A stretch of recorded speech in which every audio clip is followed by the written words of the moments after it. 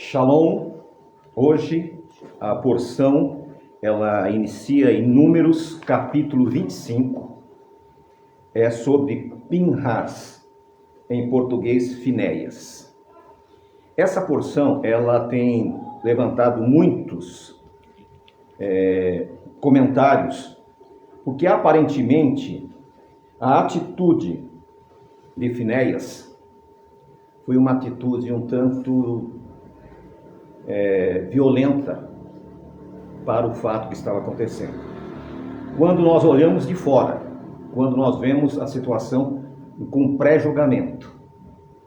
Por que eu digo isso?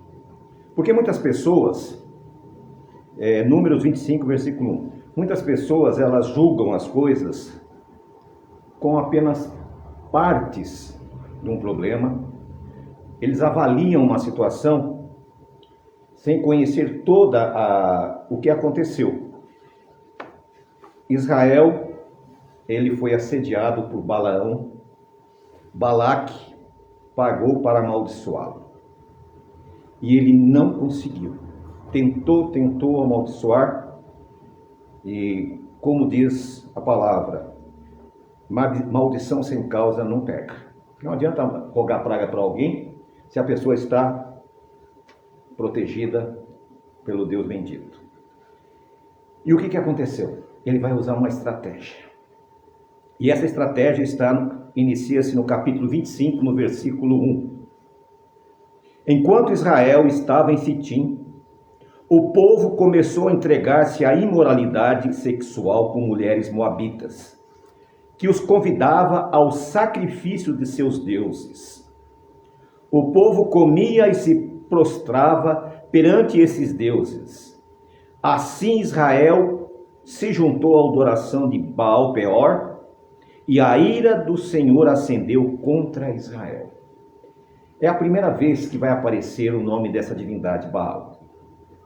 E ele vai ser uma das divindades mais problemáticas que vai, durante toda a história de Israel, ser uma pedra de tropeço. Todas as vezes que o povo caía, normalmente era por esse Deus. Segundo os historiadores, ele foi a divindade mais adorada de toda a história. Não foi o Senhor Jeová, era Baal. Porque todos os povos o adoravam. No Egito, os israelitas, eles não adoravam essa divindade. Lá eles tinham vários deuses. Tinham o cordeiro, tinham o boiapes e outras divindades todas, né? Quando estudamos nas paraxás, nós vimos que as 10 pragas foram para eliminar os 10 deuses que eram adorados. Eles nunca tinham adorado essa divindade, que era Baal. A palavra Baal, ela pode ser traduzida por Senhor ou por Pai. O Senhor, e era chamado o Senhor das moscas também. Então nós vemos que sempre nós vamos ser assediados por certas circunstâncias e muitas vezes a pessoa acaba caindo por fraqueza. Qual foi a estratégia de Balaão? Ele trouxe as mulheres moabitas. A história de Moabe, vocês sabem, de Amon e Moabe, que eram os filhos do primo de Abraão, sobrinho de Abraão, Ló. Deles nasceram Moabe e Amon. Deus, desde o início, proibiu o relacionamento de Israel com esses moabitas e amonitas. E eles tinham um certo parentesco, mas eles já nasceram baseados no pecado, porque foi um incesto. E a vida espiritual deles sempre foi um fracasso. E a influência deles foi pior ainda. E agora nós vemos, Israel conseguiu sair ileso lá das maldições de Balaão. Porém, muitos aqui começam a cair, porque eles mandaram as mulheres. Eram mulheres bonitas, e elas começaram a convidá-los para ir fazer sacrifícios aos seus deuses, e entre essas esses sacrifícios havia a imoralidade sexual. E no versículo 4, do capítulo 25, diz assim: E o Senhor disse a Moisés: Prenda todos os chefes desse povo, enforque-os diante de Jeová, à luz do sol, para que o fogo da ira de Jeová se afaste de Israel. Aqui já vemos aos nossos olhos, uma certa severidade da parte do Senhor. Porém, o que ele disse? Prenda todos os líderes. A responsabilidade do líder, qual que é? A responsabilidade do líder é cuidar das pessoas. E eles não cuidaram. Eles permitiram que eles fossem fazer o quê? Fossem pecar. Quando nós questionamos alguém ou orientamos que essa pessoa não faça certas coisas, nós estamos prevenindo duas pessoas. Primeiro, o líder, e depois o liderado. Só que esses aqui não fizeram isso. E a ordem de Deus foi essa, para que eles sentissem o peso do pecado. E outra coisa, Deus, ele é onisciente, onipresente, e ele sabia que aquela divindade iria ser o mal de toda a história de Israel. No versículo 5, de Números 25. Então Moisés disse aos juízes de Israel: Cada um de vocês terá que matar aqueles dentre os seus homens que se juntaram à adoração a Baal Peor. Mas vamos avaliar essa situação com outro aspecto, com outro olhar. Aquele povo, eles não entendiam outro linguajar. É diferente você lidar com pessoas cultas, pessoas educadas, pessoas preparadas. Eles eram o quê? Escravos. Qual a linguagem que eles conheciam? O chicote. Então não adiantava aconselhá-los. Eles já sabiam que não poderiam praticar idolatria. Por isso a severidade. Hoje, Deus nem usa tanto essa severidade como usou no passado, por um simples fato. Porque a humanidade está mais esclarecida. Mas nesse momento, a coisa era muito complicada. Porém, não para aí. No versículo 6, essa é o centro da porção dessa semana. Diz assim, no versículo 6. Um israelita trouxe para casa uma mulher midianita, na presença de Moisés e de toda a comunidade de Israel, que chorava à entrada da tenda do encontro. Moisés está ali na tenda do encontro, no Miscã. E esse israelita, o que ele trouxe? Ele trouxe uma mulher, passou na frente de Moisés, né? Tipo zombando de Moisés. O povo chorando pela punição, porque já 24.000 pessoas haviam morrido por causa do pecado. Esses 24.000 homens que morreram, eles tinham praticado o pecado e a adoração a Baal. Vocês se lembram que Moisés casou com uma mulher de Midian, uma midianita. Zípora era midianita, da terra de Midian. O pecado não era casar com uma mulher de midianita. O pecado era casar com a idolatria que eles praticavam. E a imoralidade sexual. A história de Moisés com Zípora é muito diferente. Moisés chegou, foi acolhido pela família, casou bonitinho, conforme mandava toda a lei daquele período. Teve filhos com ela, era sua legítima esposa. Já esse israelita, ele não fez isso. Ele estava se prostituindo e ainda dizendo, você também pegou uma midianita, eu também posso. Muitas vezes as pessoas julgam dessa maneira. Elas não avaliam as consequências das suas decisões. Eles não avaliam as consequências das atitudes que eles estão tomando.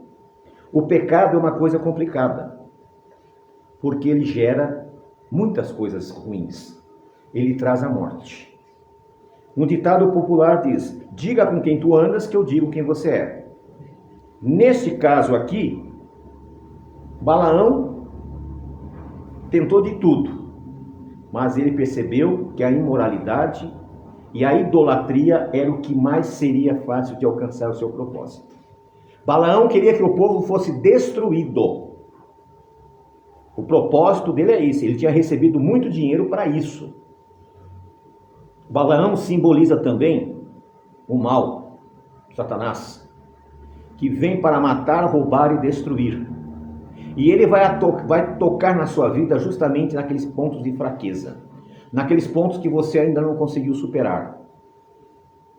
Ele nunca vai tocar na sua vida nas coisas que você não gosta. Agora, aquelas coisas que a sua tendência, ele vai apresentar na sua frente. E cabe à pessoa rejeitar. Porém, no versículo 10 diz assim: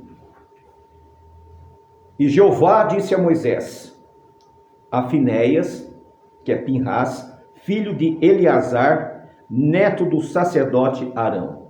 Ele era da família e era também da linhagem sacerdotal. Continuando. Desviou a minha ira de sobre os israelitas, pois foi zeloso, com o mesmo zelo que tenho por eles, para que o meu zelo... perdão. Pulei aqui, volta para o versículo 8.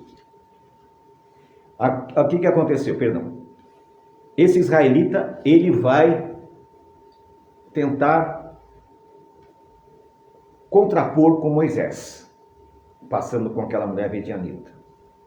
Ele esperava que Moisés fosse condená-lo, criticá-lo, porque ele já viria com aquela resposta que eu falei: você casou com uma medianita, por que eu não posso ter? Porque normalmente as pessoas querem justificar o pecado deles com o erro que o outro fez. Você fez isso, por que eu não posso fazer? Né? E é o que diz assim no versículo 8. E foi em busca do homem israelita até a tenda, e furou ambos no seu ventre, ao homem de Israel e a mulher. Então a praga cessou sobre os filhos de Israel. Outra versão diz que ele atravessou uma lança nos dois, e os dois morreram. É uma cena difícil de entender, porque o que esse homem fez? Ele trouxe aquela mulher pecadora, aquela mulher que era idólatra, coloca do lado do Miscã, do templo de Deus, começa a fazer atos libidinosos para humilhar o povo.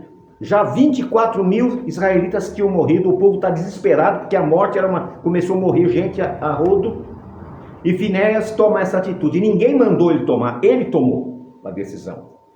Ele não sabia o que ia acontecer, só que ele não podia ver aquela profanação. O que significa isso? Quando você vê uma situação como essa, você tem que tomar um posicionamento. Não adianta dizer, é problema dele, eu não tenho nada com isso. Não existe isso. Hoje, infelizmente, o que acontece com as pessoas? Elas vivem em bairros, porém é cada um por si. Eles não têm unidade, eles não têm compromisso com o vizinho. Ele pode ver alguém entrando na casa do seu vizinho, roubar, e ele vai ficar calado. Eu não tenho nada com isso, não vou me envolver. Essa é a natureza das pessoas hoje. Mas nós não devemos agir dessa maneira. Nós devemos agir de que maneira? Com rigor. E então, Finéias, Pinhas, comete aquele momento, aquela atitude, que humanamente falando era uma coisa terrível. Porém, no versículo 10, e o Senhor disse a Moisés: Finéias, filho de Eleazar, neto do sacerdote Arão, desviou a minha ira de sobre os israelitas, pois foi zeloso com o mesmo zelo que tenho por eles, para que em meu zelo eu não os consumisse. Diga-lhe, pois, que estabeleço com ele a minha aliança de paz. Dele e os seus descendentes será a aliança do sacerdócio perpétuo, porque ele foi zeloso pelo seu Deus e fez propiciação pelos israelitas. aqui agora, o próprio Deus intervém antes que as pessoas se levantem para acusá-lo de ter tomado aquela atitude severa. Ele diz, ele vai ter uma aliança comigo de paz porque ele cessou. Essa atitude dele fez que eu cessasse a mortandade que estava ali sobre aquele povo. No versículo 14. O nome do israelita que foi morto com a midianita era Zinri, filho de Salu, líder de uma família simeonita. Então ele era um príncipe também. Ele não era qualquer pessoa. E a quem mais é dado, mais é cobrado. Ele, como líder, ele jamais poderia ter afrontado o Deus de Israel, jamais poderia ter afrontado Moisés, Arão, nenhum deles. Porém, a atitude dele foi uma atitude impensada, irresponsável. E o nome da mulher, versículo seguinte, 15. E o nome da mulher medianita que morreu era Cosbe, filha de Zur, chefe de um clã medianita. Ou seja, os dois eram pessoas importantes. Ela, medianita, idólatra, adoradora de Baal, filha de um líder, uma princesa. Ele, um príncipe da tribo de Simeão, os simeonitas. Versículo 16. O Senhor disse a Moisés, tratem os midianitas como inimigos e os matem-nos, porque trataram vocês como inimigos quando enganaram no caso de Peor de Cosbe, filha de um líder midianita, mulher do povo deles que foi morta, pela praga que enviei por causa de Peor. O que significa isso? Nós não podemos ter laços com aqueles que estão contra o Deus de Israel. Não tem como. A luz, Ion, o dia, não tem nada a ver com Laila, a noite, a escuridão. Não tem como misturar. É como misturar o quê? Água com óleo. Não se une. Então, o que nós temos que fazer nesse sentido? Nós temos que procurar estar sempre próximo a pessoas que têm o mesmo pensamento espiritual, uma mesma visão. Não adianta você tentar se unir com um jugo desigual. A Bíblia diz que o jugo desigual não funciona. Traz infelicidade. Por que a infelicidade? Porque um casal que pensa diferente, que anda diferente, que age diferente, jamais vai ter felicidade, porque a felicidade ela é baseada no quê? No pensamento idêntico. Vamos fazer isso, vamos fazer aquilo, vamos andar por esse caminho. É como aquela historiazinha, aquela vinheta que aparece de dois burrinhos amarrados com a mesma corda no pescoço. Aí tem um pouquinho de grama aqui e um pouquinho de grama aqui. Ao invés de eles se juntarem, comerem aqui depois e comer do outro lado, cada um quer comer de um lado e não consegue alcançar. A mesma coisa é o jugo desigual. As pessoas se unem, sabem que não vai dar certo, porque uma coisa é certa, ninguém entra numa situação dessa sem saber. Alguma coisa ele percebe, mas ele faz o que nós chamamos de vista grossa. Ah, mas Deus vai mudar, Deus vai fazer. Deus não tem essa obrigação. A obrigação é você escolher direito. A obrigação é você procurar a pessoa certa. Não adianta você achar que depois de cometer aquele ato errado, as coisas vão se transformar. Não vai se transformar. Infelizmente, as pessoas elas não mudam. Você pode dar a quantidade de chance que você quer para a pessoa, se ela não tem laços com Deus de Israel. Se ela não ama Deus, não tem como mudar. Infelizmente. Você pode fazer o que quiser. Agora, se a pessoa tiver uma restauração genuína, tiver um coração genuíno, ela muda da água para o vinho. Isso sim. Mas tem que ver exatamente isso. Porque muitas pessoas, o que acontece com elas? Elas se deixam levar pelo coração, elas se deixam levar pela aparência e esquece de ver o caráter. Esquece de perguntar o que a pessoa quer saber da parte de Deus. Toda vez que a gente se envolve com pessoas que não aceitam o Deus verdadeiro, o Deus genuíno, o Criador, nós vamos ter problemas e vamos gerar problemas para a nossa descendência. Nós vamos pular o capítulo 26, que vai fazer aqui um recenseamento. Esse recenseamento ela tinha dois motivos. O mais importante era com a questão da herança. Agora, o povo iria receber a sua herança. A promessa feita lá atrás a Abraão, depois feita a Jacó, confirmada por Moisés, agora vai se cumprir. Só que aí já tinha passado muitos anos. Só no Egito foram 400 anos que eles ficaram. Mais o tempo de Abraão. Talvez, eu não tenho um número exato aqui, vou falar um número, mas não sei se é esse exatamente, mas mais ou menos 500 anos tinha passado. E a promessa não tinha sido ainda cumprida. E acontece outro detalhe. Daqueles que saíram do Egito, a Bíblia fala que eram quantos homens? Cerca de 600 homens. Se eram 600 homens, se considerarmos as mulheres e as crianças, então nós podemos praticamente triplicar esse número, ou beirando a quase 2 milhões de pessoas.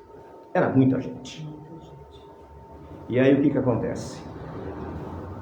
Desses 2 milhões de pessoas que saíram do Egito, quantos entraram na Terra Prometida? 2. É um percentual estranho, né? Só Josué e Caleb.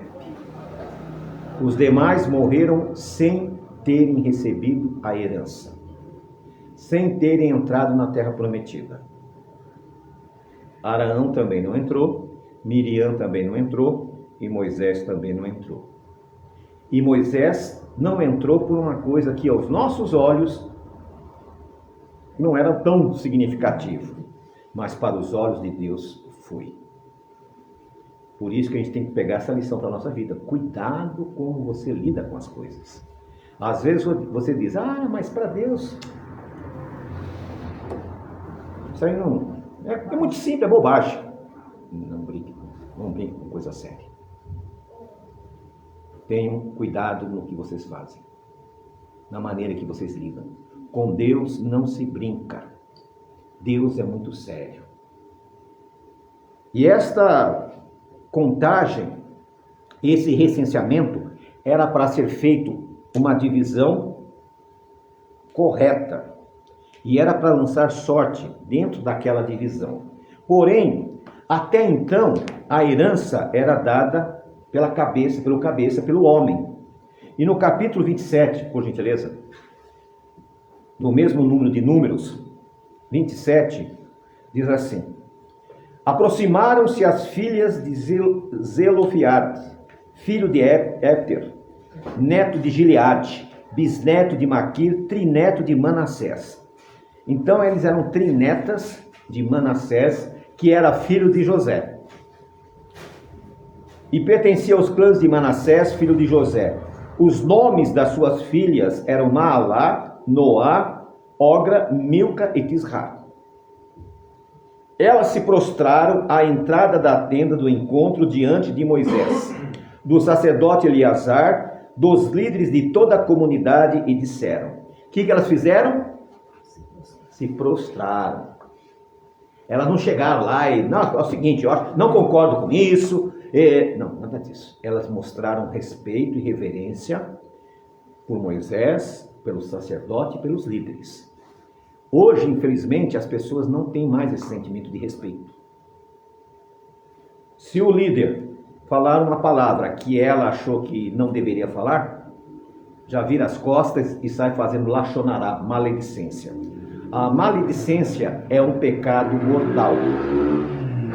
Miriam, lembra da história de Miriam? Ela diz, nós também somos profetas. Não é só Moisés, ela só falou isso. Ficou leprosa. Então aprenda uma coisa, se você está nos caminhos do Senhor, cuidado pelas palavras que você fala. Porque aquelas pessoas que Deus tem levantado, não é que elas são especiais, mas elas estão falando em nome do Deus de Israel. Se você não respeita uma pessoa que está em nome do Deus de Israel, você vai respeitar quem? Ninguém mais. Hoje, infelizmente, a situação é essa. As pessoas vêm, conversam, comem do pão, recebem a palavra e de repente saem fazendo maledicência, maldade, sem dar direito à resposta. Isso é um pecado mortal. Mas aqui elas mostraram o quê? Elas não tinham cometido pecado, elas não estavam, mas elas mostraram respeito ao se prostrar diante deles e disseram isso no versículo 3 do capítulo 27. O que diz ali? Nosso pai morreu no deserto e não estava na companhia dos que se juntaram contra o Senhor, na companhia de Corá, mas morreu no seu próprio pecado e não teve filhos.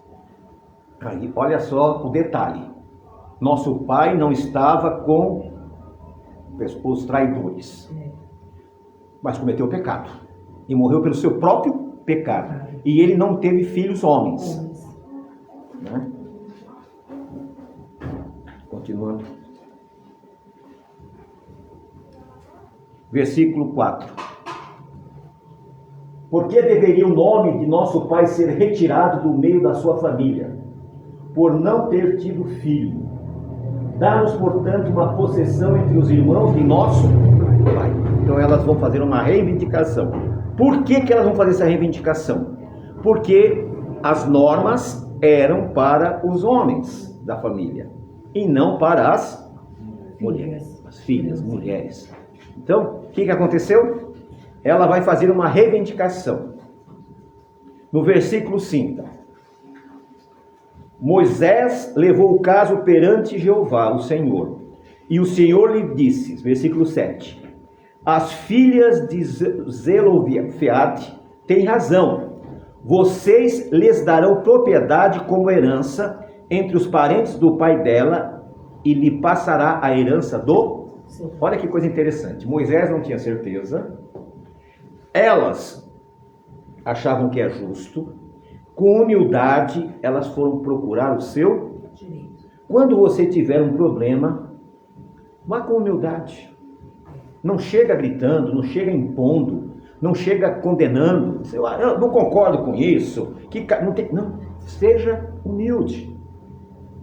Que você vai alcançar graça aos olhos dos homens e aos olhos de Deus. E Deus diz, elas têm razão. Dê a elas o quê? O direito de receber a herança. Isso é uma lição para nós. Se você trabalha e no seu trabalho tem alguém te magoando, tem alguém te prejudicando, não entre com confronto, entre com humildade. Eu fiz alguma coisa que magoou você, eu errei em alguma coisa, isso vai te trazer mais benefício do que você entrar em choque. Ah, mas eu não faço isso não porque eu não aceito. Eu sei disso. Mas elas se prostraram, porque era uma situação, tecnicamente, que elas não teriam direito. Elas ficariam desamparadas. E ela consulta Moisés. Moisés não tinha certeza, não sabia. Ele vai consultar quem? A Deus. E Deus disse, elas têm razão. Mas por que Deus disse que ela tem razão? Da maneira que elas se achegaram a Deus. A maneira que você se achega a Deus, isso vai dar o resultado que você precisa. Agora tem pessoas que fazem a oração assim, por que Deus? Por que comigo? Tudo que acontece comigo. Não é assim que você faz. Quando você vai orar a Deus, você pede um milagre na sua vida, uma solução ou um agradecimento. As ofertas que eram levadas para o templo, além do sacrifício pelo pecado, também tinha as ofertas de gratidão. Hoje, as pessoas, elas só entendem a oferta em troca. Se eu der, eu recebo. Se eu não der, eu não recebo. Como se Deus fosse uma barganha, tivesse ali para barganhar alguma coisa. Não é assim. Deus, ele espera a gratidão e ele espera também arrependimento. Hoje, você não leva mais um cordeirinho para morrer no seu lugar. Hoje você tem que se prostrar diante do Senhor. A Bíblia todinha diz que quando você vai clamar a Deus, você tem que prostrar-se ao Senhor. Hoje tem pessoa que vai orar, ora dormindo, deitado, de pé, sentado. Não tem problema. Mas o correto é estar na presença de Deus prostrado. A prostração significa, eu estou nas tuas mãos. Quando você faz isso, Deus, ele recebe a sua oração. Eu estava vendo um filme em que um pesquisador estava pesquisando um grupo de gorilas. E um gorila, para matar um homem, não precisa muita coisa. Um tapa mata. E o gorila líder, ele normalmente é maior do que os outros. As costas dele é azulada. Então você sabe que é o líder. Porém, se ele vir em sua direção, o que você tem que fazer? Você tem que se prostrar. E ele vai passar direto. E lá, na filmagem, o rapaz está lá filmando. Na hora que o gorila vem, ele faz isso. Ele se prostra e o gorila passa, nem olha para ele. Por quê? Está me respeitando. Se está me respeitando, é dos meus. Se você não está respeitando, não é dos meus. Se você se prostra diante de Deus, Deus vai entender que você está com Ele. Você não está afrontando Ele. Então entendam que a oração é muito mais do que apenas você falar uma meia dúzia de palavras. É você demonstrar, você viver, você abrir o seu coração a Deus e dizer, olha Senhor, eis-me aqui. A minha situação é essa. Provavelmente eu estou nessa situação porque eu fiz alguma coisa que eu não devia. Talvez eu não estou me lembrando, mas eu peço a tua misericórdia. Entra e muda a minha história. E com certeza o Senhor vai mudar a tua história. O Senhor vai reabilitar a tua vida. O Senhor vai trazer a cura. E a cura, ela não é só da carne, mas a cura da alma. Hoje a maioria das pessoas, elas estão adoentadas na alma. E a doença da alma, hoje eles chamam de tudo. De depressão, de ansiedade, de angústia. Mas é coisa da alma. E a alma é a questão espiritual. Se você tratar da sua alma, o seu corpo vai bem. Como é que eu trato da minha alma? Buscando Deus, me prostrando, falando para Deus, olha Senhor, eu me entrego, eu sei que eu errei, que eu sou pó, e minha vida passa como um sopro. Lembra de mim. Quando Yeshua estava dependurado no madeiro, havia 2 homens, um de cada lado. Um blasfemava e dizia, você não disse que é filho de Deus, que não disse que é o Messias? Desce da cruz e tira a gente daqui. O outro disse, puxa vida, você e eu estamos pagando o preço das nossas atitudes, mas esse homem não fez nada. Porque com certeza ele conhecia Jesus. E Jesus olha para ele e diz, com toda certeza, hoje você estará comigo no paraíso. Ele não fez nada além de reconhecer. E aquele reconhecimento, todos os seus pecados foram perdoados. E ele imediatamente estaria na presença do Senhor. Paulo, por 2 vezes, ele vai dizer que ele almejava morrer para estar na presença de Deus. Já tinha feito a sua obra, o seu trabalho. E ele almejava porque ele queria estar de novo na presença de Deus. Porque ele tinha visto 2 vezes o Senhor. A primeira vez quando estava indo para Damasco para perseguir os seguidores de Yeshua. E ali ele escutou aquela frase, Saulo, Saulo, por que você está me perseguindo? E ele responde, mas quem és tu, Senhor? Eu sou Yeshua a quem tu persegues. Primeira coisa. Ali ele perde a visão. Que visão que ele perdeu? A visão da alma. O ódio dele era tão grande que ele estava cego. Olha que coisa. Ele estava cego de tanto ódio para matar os seguidores de Yeshua. Mas Yeshua conhecia o coração dele. E Yeshua precisava dele. Porque ele era um homem preparado. Aos 12 anos, ele já falava o aramaico, o hebraico, o grego e o latim. Conhecia a Torá de cor. Então era uma pessoa preparada. Hoje você principalmente os jovens que estão aqui, se você tiver uma faculdade, eu temo lhe dizer, vocês são analfabetos. Porque o mundo é muito rápido. Hoje tem que fazer faculdade, pós-doutorado, mestrado e aquela monte de... Por quê? O mundo é muito rápido. As coisas são muito rápidas. Se você parar no tempo, você fica para trás. Sempre vai ter alguém que está melhor que você. E nós não saímos do tema, mas voltamos aqui para o Paulo para vocês entenderem. Então Deus buscou uma pessoa preparada. Por quê? Quem era o apóstolo dos gentios? Não era Pedro? Aí o Senhor não foi buscar agora Paulo para fazer o trabalho? Pedro era um homem de Deus.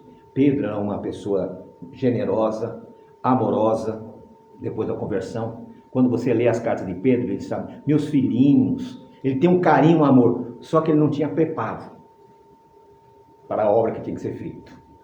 Porém, Paulo não foi apenas convertido naquele momento e já saiu para o trabalho. Ele vai ficar 13 ou 14 anos na Arábia. Sabe por quê? Se descontaminando daquelas crenças que ele tinha, zerando a conta. Não adianta você querer entrar na Techuvá, na restauração, e trazer todas as suas crenças do passado. Eu acho que é isso, eu acho que é aquilo. Não funciona. Você tem que zerar a conta e falar, Senhor, o que tu queres que eu faça? Qual o caminho que eu devo seguir? Não adianta trazer o passado para o presente, que você não vai conseguir viver o futuro. Não tem como. E agora Paulo vai ficar todo esse tempo.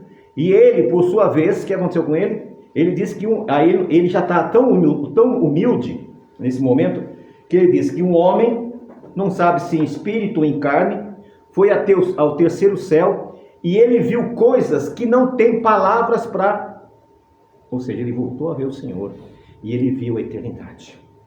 Por isso que ele dizia, e que ele almejava a morte, porque essa morte faria o que com ele? Faria ele estar com o Senhor, como aquele que estava ao lado do Senhor. O que ele fez? Ele não fez nada. Então, a justiça, ela deve prevalecer. Se você vê algum justo sofrendo, não vai dizer, ele deve ter feito alguma coisa, senão não estava passando por isso.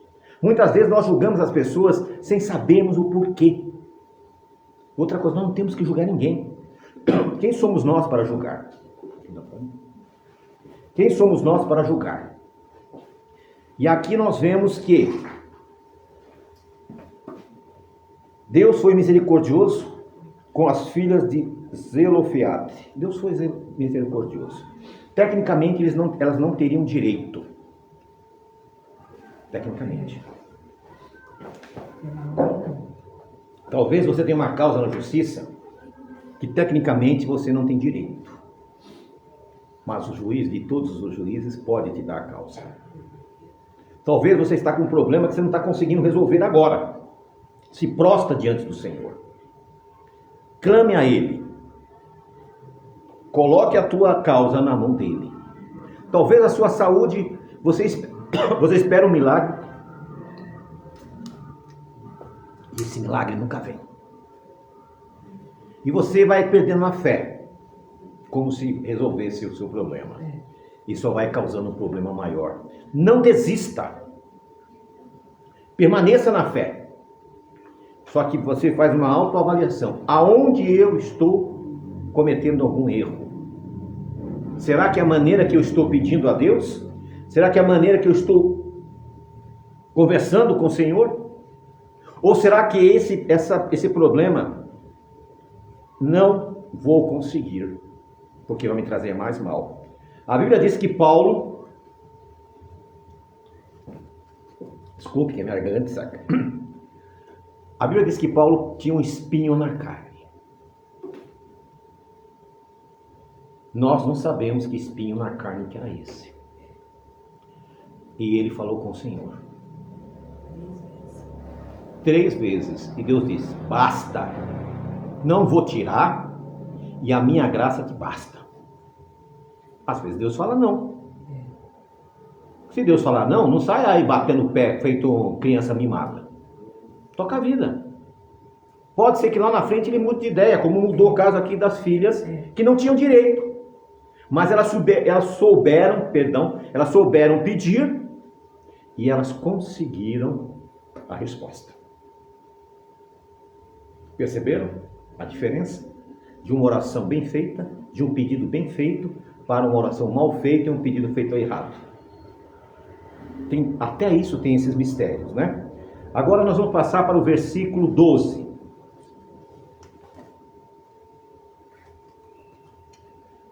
Nós sabemos que dos que saíram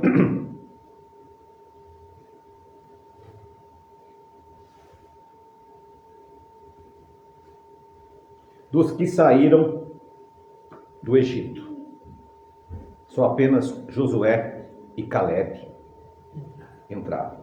Por quê? Eles eram participantes dos 12 espias. Eles viram a dificuldade que era enfrentar os cananeus. Eles não tinham exército. Eles eram escravos, fracos, sem armamento adequado. Quando eles chegam lá, veem cidades fortificadas, soldados fortes, armados, muralhas. Humanamente falando, é impossível. Porém, quando eles retornam, 10 começam a plantear e dizer: nós não temos condições, nós não vamos conseguir. Eles não, nós vamos. Mesmo sabendo que era impossível aos olhos humanos. Às vezes você tem um problema tão difícil, tão complicado, que humanamente é impossível. Mas não desista. Vá em nome do Deus de Israel e você vai vencer. E Josué e Calebe receberam essa dádiva de poder entrar na terra prometida. E continua assim, vamos lá no versículo 12. Então disse o Senhor a Moisés: sobe a esse monte Abarim e vê a terra que dei aos filhos de Israel. Não tenho dúvidas que esse foi o momento mais difícil da vida de Moisés. O próximo. E depois de tê-la visto, serás também recolhido ao teu povo, assim como foi recolhido o teu irmão. Ele não disse, depois que você vai morrer. Ele não disse isso. Porque o justo não morre. Quem morre é o ímpio. O justo é recolhido. Essa é a diferença. Para o justo há esperança, para o ímpio não há. O próximo. Porque no deserto de Zim, na contenda da congregação, te rebelastes contra a minha ordem, para santificar-me nas águas diante dos seus olhos. E estas são as águas de Meribá, em Cádiz, no deserto de Zim. Continue. E Moisés falou ao Senhor, dizendo: que o Senhor, o Deus dos espíritos de toda a carne, ponha um homem sobre a congregação. Aqui ele já está mais amenizado. E aí ele está com maior preocupação. Já que eu vou ter que ir, não tem jeito, não tem como fazer. Ele já conhecia Deus e sabia que Deus não se brinca, que Deus é sério, que Deus é justiça. E ele viu tudo o que aconteceu. Ele avaliou todas as coisas, inclusive a questão de Pinhas. Ele avaliou como Deus viu Pinhas, como Deus deu a decisão e beneficiou Pinhas para uma situação que outros seriam condenados. E aí ele pede que possa ir à frente deles e que entre à frente deles e que os faça sair e que os faça entrar, para que a congregação do Senhor não seja como ovelhas que não têm. Ele amava aquele povo. Não tinha mais o que fazer, então o Senhor me escolhe um homem. Não foi ele que escolheu, porque ele é tão humilde. A Bíblia diz que não houve um homem tão humilde como... Então ele falou, não tem o direito de escolher. O próximo. E o Senhor disse a Moisés: toma a Josué, filho de Num, um homem em quem está o Espírito, e põe a tua mão sobre... Como é que é o nome dele em hebraico? Josué? Yeshua. Que interessante, é o mesmo nome, né? Foi traduzido como Jesus, Yeshua. Ele é um homem que tem o Espírito de Deus. Só que Moisés sabia disso. Moisés convivia com ele. Mas ele deixa que Deus escolha. Aí essa é a lição para você. Quando você tiver que tomar uma decisão que pode mudar a tua história, Coloque na mão de Deus para que Deus escolha. Porque a tua escolha pode fazer o quê? Ser uma escolha errada. O próximo.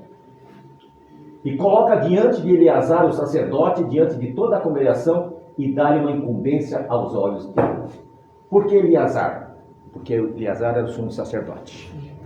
Então, vai ter uma escolha humana e uma escolha espiritual e alguém para abençoar. Né? Continua, a próxima. Tá. E porá sobre ele certa quantidade da tua honra, para que toda a congregação dos filhos de Israel lhe... Aqui eu acho interessante. Outros dizem virtude. Então você vai lá e passa para aquela pessoa também uma virtude. E tem um outro caso na Bíblia que foi parecido com esse. Você se lembra? Eliseu. Eliseu não pediu uma porção dobrada? A mesma coisa se repete aqui. Só que essas coisas passam desapercebidas, a pessoa não percebe a mesma coisa. Então, quando você for pedir a Deus, Senhor, me dá uma porção dobrada do teu Espírito. Se você está sendo administrado, se está sendo abençoado por alguém, Senhor, que peça para que a pessoa ore com você, para que Deus te abençoe, para que Deus coloque a mão sobre a sua vida. Continua.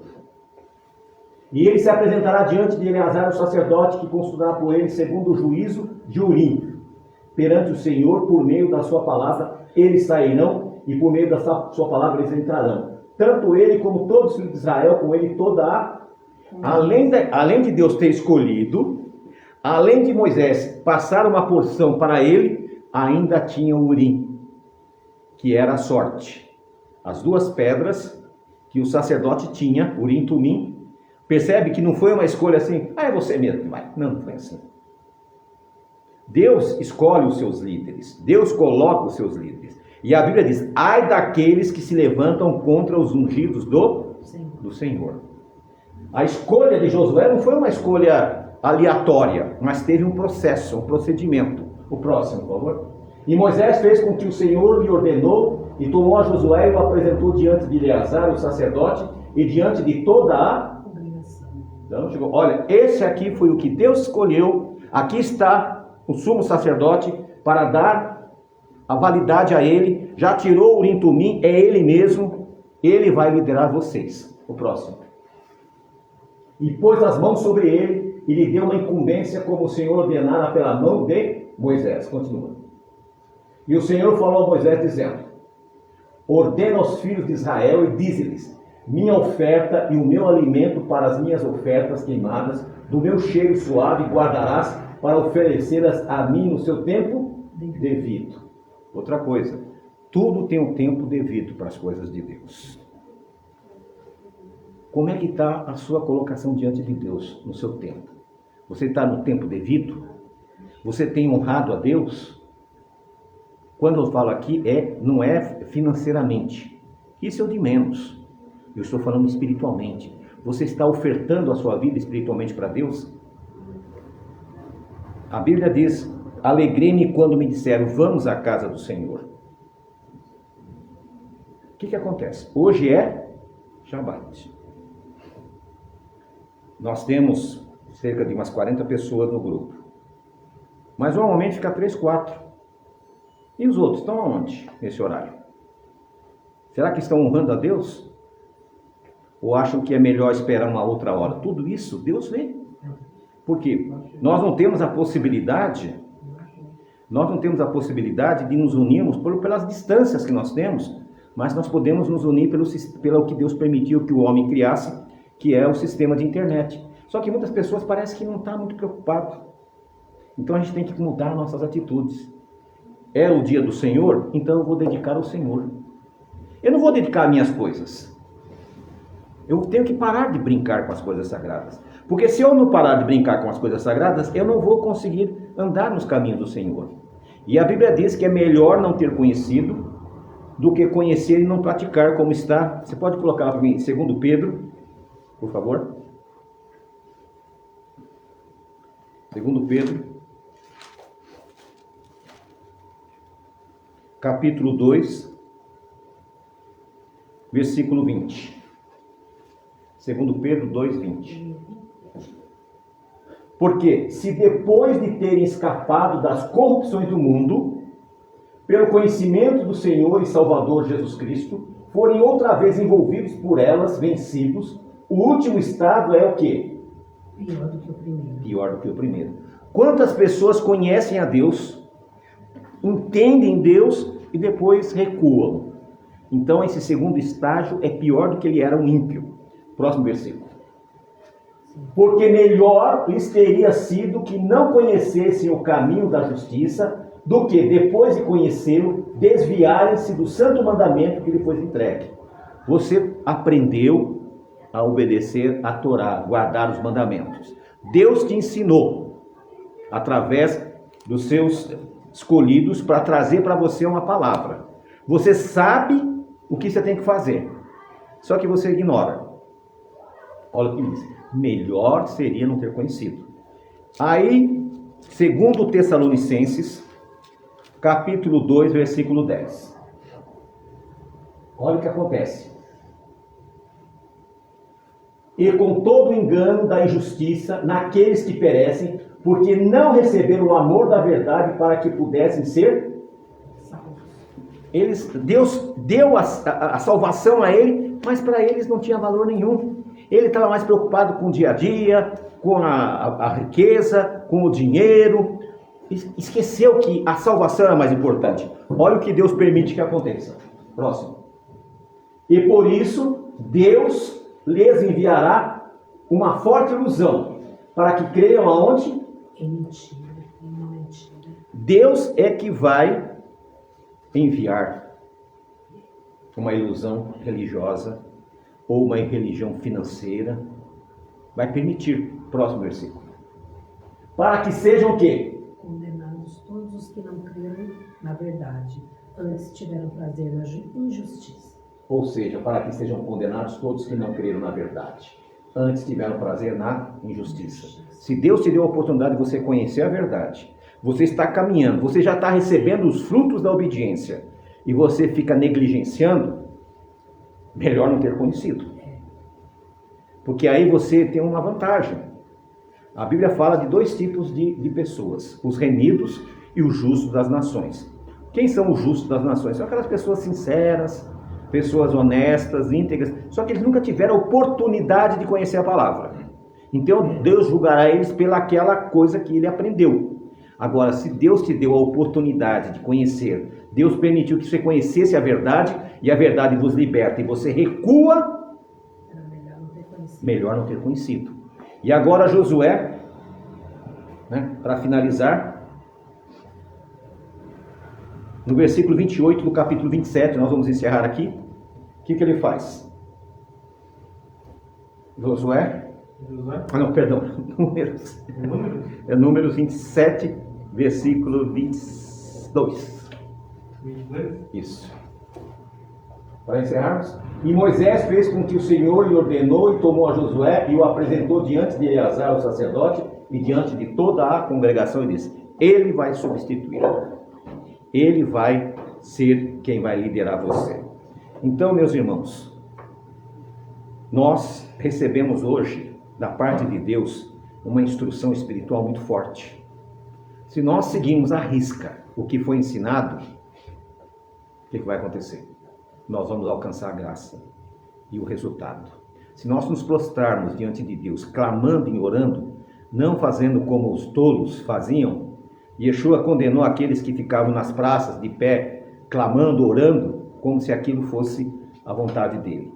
Ele sempre quis que as pessoas se colocassem diante dele, se prostrassem diante de Deus, se mostrasse a humildade, se mostrasse a sinceridade. E Deus vai aceitar. Se você está com problema de saúde, se você tem problema financeiro, problema de relacionamento, problema de trabalho, problema de visita, todos os problemas que são inerentes ao ser humano, coloque na mão do juiz de toda a terra. Peça a ele que dê uma solução. Eu não sei quantos de vocês já passaram por um julgamento de uma causa que você muito queria. Antes de chegar à causa, você ficava agoniado, angustiado. Mas quando chegava lá e o juiz dava a causa para você, você saía o quê? Aliviado. É a mesma coisa diante do juiz de toda a terra. Você se prostra diante dele, clama a ele e ele dará a resposta. Amém? Amém. Vamos ficar em fé?